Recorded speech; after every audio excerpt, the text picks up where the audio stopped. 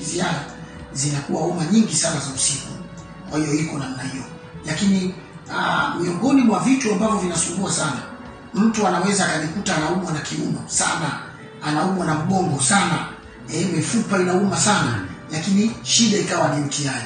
Akawa anatumia dawa za mifupa, anatumia dawa za kuondoa maumivu, dawa zikiisha nguvu tatizo linarudi. Kwa hiyo hili kimsingi ni tatizo kubwa sana, na WHO, shirika la afya duniani, linaripoti kwamba maambukizi ya UTI ni maambukizi yanayoshika kasi. Yaani katika maambukizi yanayoshika kasi ni namba 2 UTI. Ukiondoa maambukizi mengine, UTI ni maambukizi namba 2 katika kushika kasi katika magonjwa yanayoambukiza.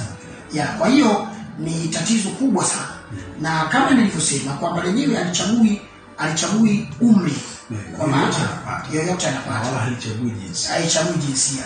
Ijapokuwa waathirika zaidi ya UTI ni wanawake kuliko wanaume. Na hii ni kwa sababu ya mfumo wa kimaumbile ya mwanamke una tofauti na mfumo wa kimaumbile wa mwanaume.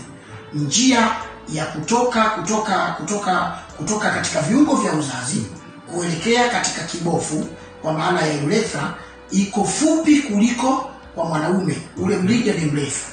Yaani kutoka kwenye viungo vya uzazi vya mwanamke kuelekea kwenye kibofu ni pafupi ule mrija, ukilinganisha na mrija wa mwanaume ni mrefu.